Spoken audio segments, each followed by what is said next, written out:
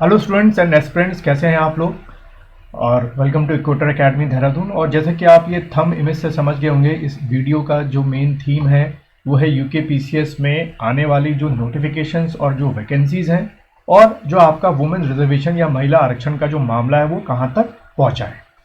तो जैसे कि हम सब जानते हैं कि अभी महिला आरक्षण की वजह से लगभग जो हम लोग के पास जानकारियाँ हैं 29 जो आपके नोटिफिकेशन है जिसमें ढेर सारी वैकेंसीज हैं आपके अलग अलग, जैसे आर ओ हो गए और एसीएफ की भी दोस्तों जो है पोस्टें, असिस्टेंट कंजर्वेटर ऑफ फॉरेस्ट जो है उसकी भी पोस्टें दोबारा अब आने वाली हैं। और फिर अपर पीसीएस हो गया, लोअर पीसीएस हो गया, खैर ये तो अगले साल ही आएंगी, लेकिन 29 में काफ़ी और भी पोस्टें हैं जो आने वाली हैं।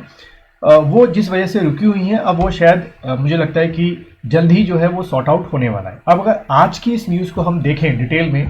तो डिटेल में क्या लिखा है, महिलाओं के क्षैतिज आरक्षण के लिए सुप्रीम कोर्ट पहुंची सरकार। जैसे कि मैंने आपको पिछले वीडियो में बताया था कि सुप्रीम कोर्ट जो है वो सरकार पहुंच चुकी है और उसके लिए जो आपके क्या है, आपके एडवोकेट ऑन रिकॉर्ड आपके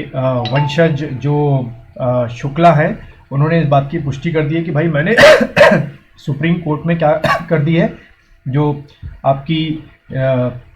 ये एसएलपी है वो दाखिल कर दी है। अब उसके बाद जो मेरिट्स है और डीमेरिट्स हैं हाई कोर्ट के डिसीजन के, उस पर बहस होगी, देखते हैं, वो बात अलग है। दूसरी तरफ अच्छी खबर ये है कि हमारी जो उत्तराखंड सरकार है उसकी 12 अक्टूबर को यानी कि कल जो है वो कैबिनेट की बैठक होने वाली है और लगभग जो हमारा ऑर्डिनेंस अंडर द आर्टिकल 213 के तहत जो गवर्नर इशू करते हैं। अब मैं आपको पहले से बताऊं, कई लोग कमेंट्स में कह रहे थे कि ये आर्टिकल गवर्नर इशू करता है कि कौन इशू करता है।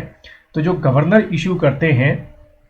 यानी किसके कहने पर, सीएम प्लस कैबिनेट के कहने पे गवर्नर इशू करते हैं, ये जल्द ही जो है आपका इशू हो सकता है। शायद कल कैबिनेट की मीटिंग में जो प्रपोजल है वो रखा जाएगा और मुझे ऐसा लगता है कि हो सकता है सरप्राइज मिले, कल रात को ये इशू हो जाए, हो सकता है 2-3 दिन बाद इशू हो, लेकिन सरकार जल्द से जल्द ये करना चाह रही है। तो मुझे लगता है कि अगर कल रात को इशू होता है तो जो जितने नोटिफिकेशन अध्याचन जो हैं लोकसेवा आयोग को 29 के करीब भेजे गए थे वो वापस जो है क्रमिक विभाग से लोकसेवा आयोग के पास आएंगे और फिर मुझे लगता है कि हफ्ते हफ्ते आपकी अच्छी जो वैकेंसीज हैं वो आने की पूरी संभावना है। तो आप में से जो लोग अभी भी तैयारी में लगे हुए हैं, अपनी तैयारी को बिल्कुल अप टू डेट रखिए। आने वाले जो आपके